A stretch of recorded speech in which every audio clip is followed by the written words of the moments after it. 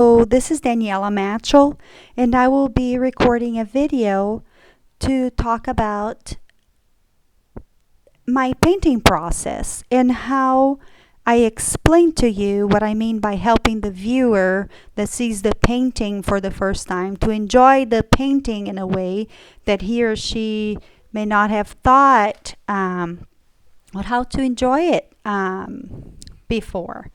And this goes for any painting that you may look at a museum or at a gallery or any of my paintings or anybody else that you may look.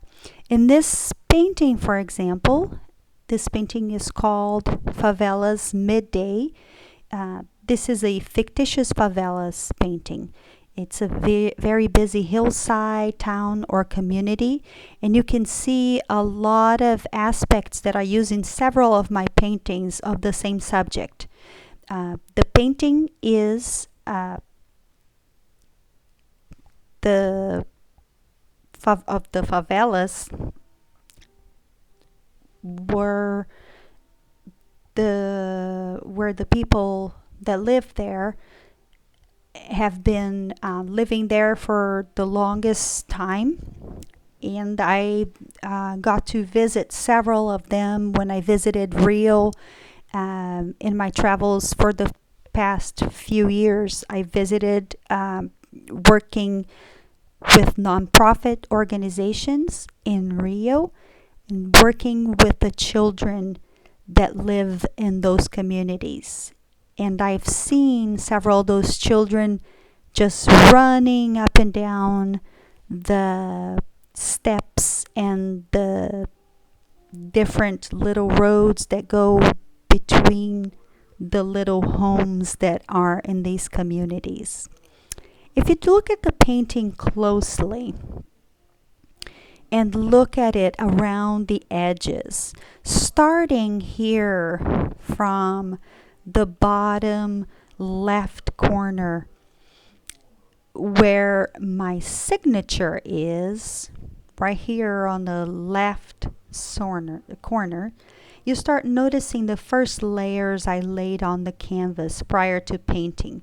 Prior to painting, I usually lay a layer of paint, a thin down layer of oil paint that we call a wash over the whole canvas.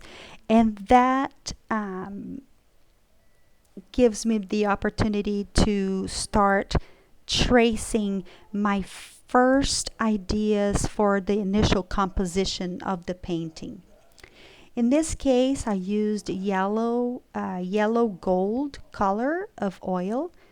That was my base color, and you can see it peeking through right here on the upper left corner, some at the top, some a little bit, some places here on the right, and a little bit here on the bottom right, and a little bit here on the bottom right here at the middle, mostly on the edges of the painting, not as much in the center. Most of the yellow that you see here, these are layers that have been covered up with paint. As I build up the layers of paint and I'm building up the patterns and building up the shapes, the rectangular shapes of these homes and these little houses, I also start upwards, building up my focal point. It's going to be, in this case, it's going to be about this area here of the houses where my point of interest will be on this painting. To me, it is almost as if I'm telling you a story. The story is happening and unfolding in front of my eyes, and as I'm planning and painting this painting. And the only way that I can tell you the story once I'm finished with the painting is by leaving you some clues behind of what I've done before. And the clues are these little bits of what I've done before, like in the case of leaving you with some unfinished portions and not as many layers of paint, just a little bit of the previous steps from here, from the more worked area of the painting.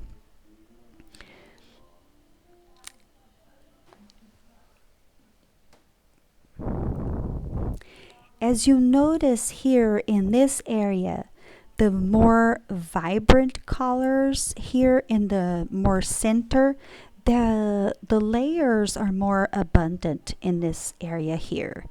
And if you've noticed, you also see some more complementary colors. You see a lot of yellows and purples. You see oranges and blues and sometimes teals. And that is what makes these colors pop. It's almost as if a cloud in the sky had just opened up and just brought these colors to light. So that is another way of making these houses here kind of come into focus. It gives you the impression that they come into focus. And those are obviously of extreme importance here on my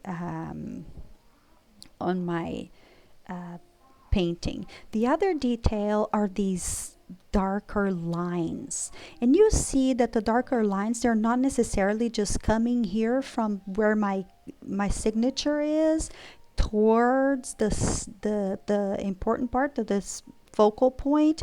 They're coming from almost everywhere in the painting, from the top here, from the left, from the right, from the bottom right, mostly here from the bottom left corner, but they're all leading up to basically this area where most of the stuff is happening here in the painting.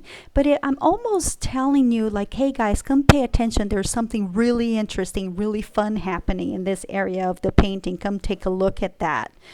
But at the same time, I give you several options on how to get there. What I want basically by doing that is not to tell the person that's going to look at this painting how I want them to look at the painting. I want them to give alternatives to make this painting their own. I want them to experience it in their own different way, not to dictate it how it should be looked at. And this gives each person their own experience of the painting, making the painting belong to themselves. This is their own painting.